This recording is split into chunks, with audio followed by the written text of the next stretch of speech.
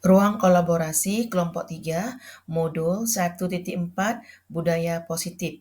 Fasilitator Bapak Muhammad Fuadi, SPD MPD. Assalamualaikum warahmatullahi wabarakatuh. Kenalan yuk dengan peserta kelompok 3, modul 1.4, calon guru penggerak Angkatan 9, Kabupaten Aceh Tenggara. Yang pertama Bapak Jumanan, unit kerja SMP Negeri 1 Darul Hasanah, kemudian Bapak Jauhari dari SD Negeri 1 Kutacani, Ibu Irayani dari SMP 1 Bambel, Ibu Novitasari SMP Negeri Besai, dan Amna Selian SMP Negeri 1 Kutacani.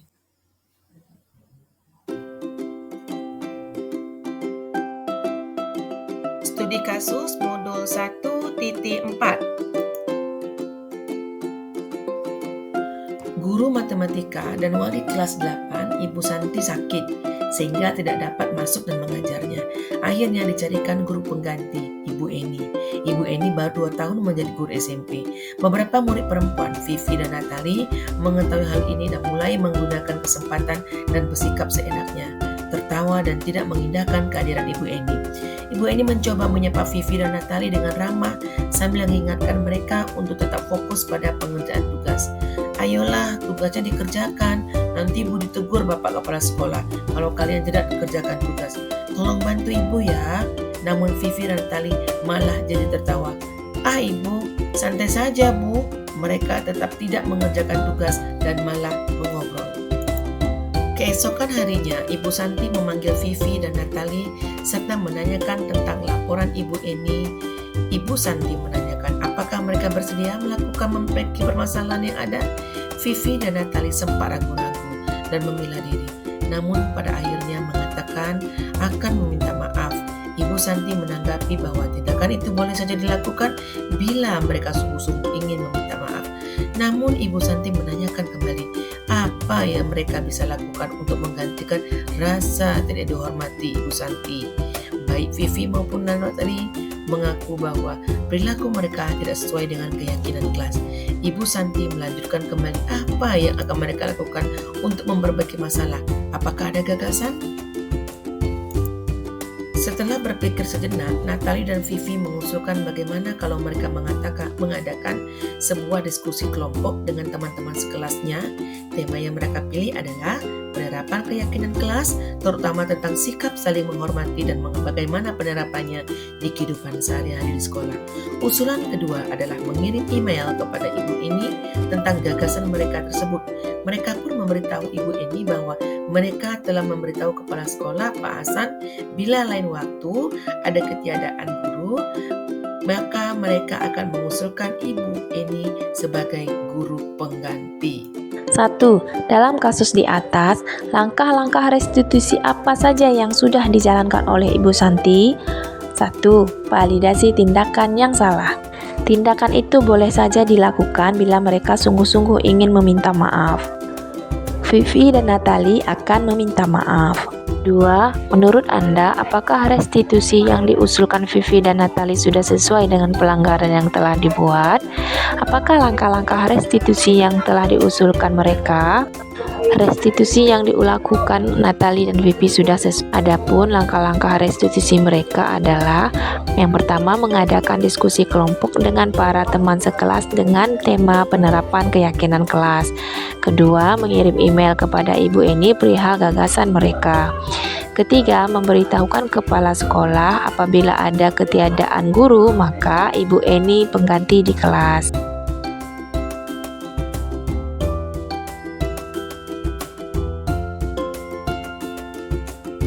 3. Dalam kasus di atas, posisi apakah yang telah diambil oleh Ibu Eni dalam menangani Vivi dan Natali? Jelaskan jawaban Anda. Posisi pembuat merasa bersalah dengan berkata, ayolah tugasnya dikerjakan, nanti Ibu ditegur Bapak Kepala Sekolah kalau kalian tidak mengerjakan tugas. Keempat, jika Anda adalah Pak Hasan, bagaimana Anda menyikapi langkah yang ditempuh Ibu Santi? Pertama, memberikan apresiasi kepada Ibu Santi karena sudah melakukan restitusi. Kedua, Ibu Santi telah melakukan tindakan yang tepat, namun sebaiknya Ibu Santi melakukan langkah menstabilitaskan identitas. Sabrina hari itu bangun terlambat dan terburu-buru sampai di sekolah. Dia pun akhirnya sampai di gerbang sekolah, tapi baru menyadari kalau tidak menggunakan sepatu hitam seperti tertera di peraturan sekolah. Di depan pintu kelas, Bapak Lukman memperhatikan sepatu Sabrina yang berwarna coklat. Sabrina berusaha menjelaskan bahwa dia terburu-buru dan salah menggunakan sepatu.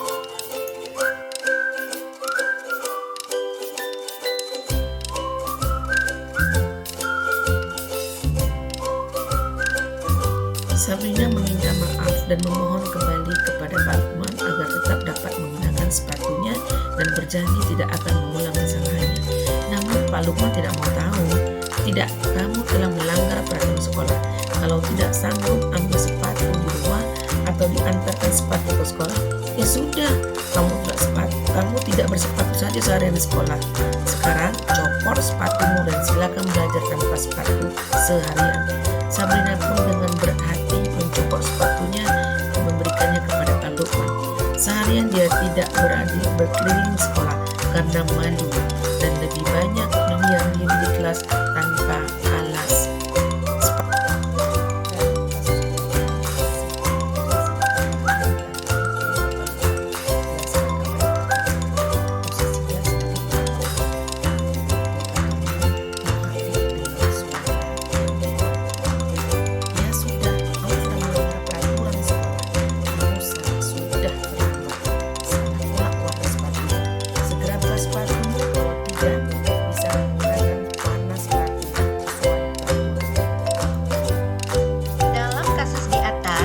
Posisi apa yang diambil oleh Pak Lukman? Jelaskan apa indikator. Bila Bapak Lukman mengambil posisi seorang mengajar, apa yang akan dikatakannya? Pertanyaan-pertanyaan yang seperti apakah yang akan diajukan Sabrina? Jawab. Yang pertama, menstabilitaskan identitas. Pertanyaannya, mengapa Kak Sabrina datang terlambat, nakku? Mengapa Kak Sabrina tidak memakai sepatu aturan sekolah? Selanjutnya, validasi tindakan yang salah. Pertanyaannya berupa, ya sudah, kamu sudah melanggar peraturan sekolah. Kamu salah, sudah terlambat, salah pula warna sepatunya. Segera buka sepatumu kalau tidak bisa mengenakan warna sepatu sesuai dengan peraturan. Yang terakhir, menanyakan keyakinan. Pertanyaannya berupa, kakak tahu keyakinan sekolah yang sudah disepakati? Kedua, keyakinan sekolah yang telah kakak langgar menurut kakak yang mana, nakku? Bersediakah kakak memperbaiki kesalahan ini? Dan terakhir, apa yang sebaiknya kakak lakukan agar tidak terlambat lagi? Kira-kira bila Anda adalah kepala sekolah di sekolah tersebut, nilai kebajikan apa yang ingin dituju oleh peraturan harus berwarna hitam?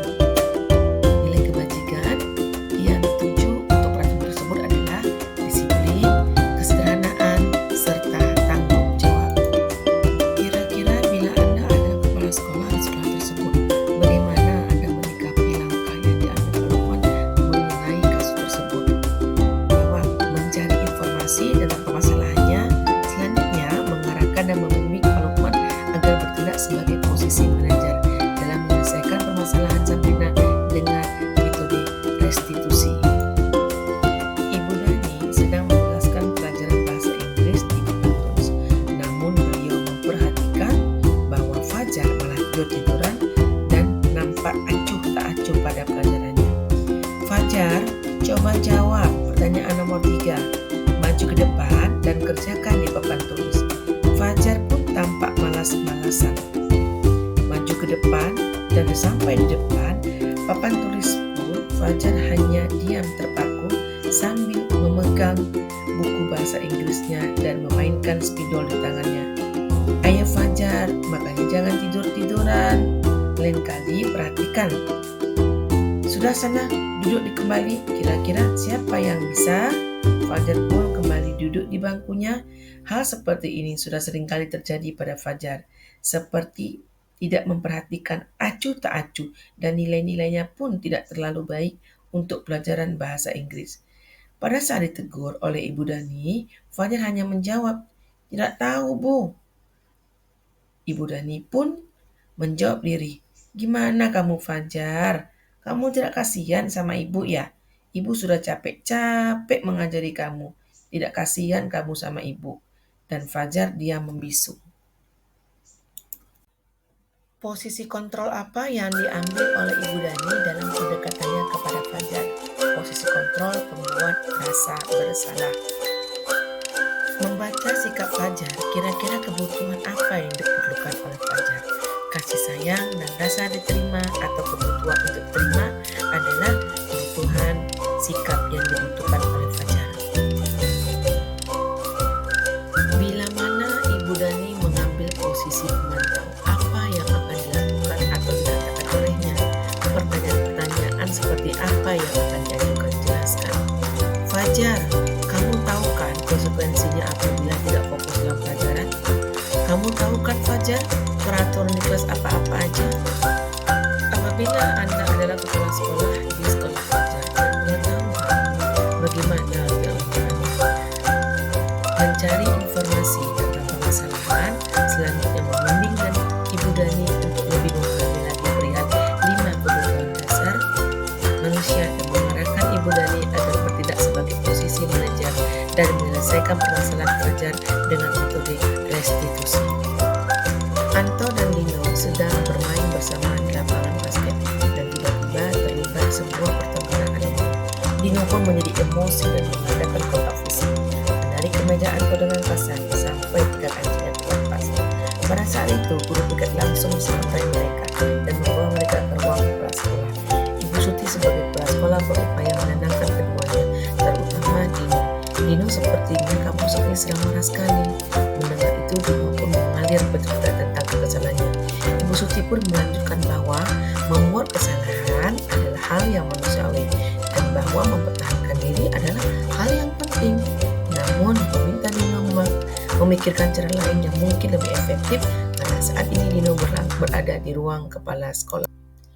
Ibu Suti melanjutkan bertanya tentang keyakinan sekolah yang dipakati, serta apakah Dino bersedia memperbaiki kesalahan yang telah dilakukan terhadap Anto. Dino pun akhirnya perlahan mengangguk. Kemudian Ibu Suti balik bertanya kepada Anto, hal apa yang bisa dilakukan Dino untuk memperbaiki masalah? Anto menjawab, saya perlu kancing saya perbaiki, Bu. Ibu saya akan sangat marah kalau melihat kancing baju saya sampai copot 3 kancing begini. Ibu Suti pun kembali bertanya ke Dino, apakah yang akan dilakukan untuk menggantikan 3 kancing Anto yang terlepas?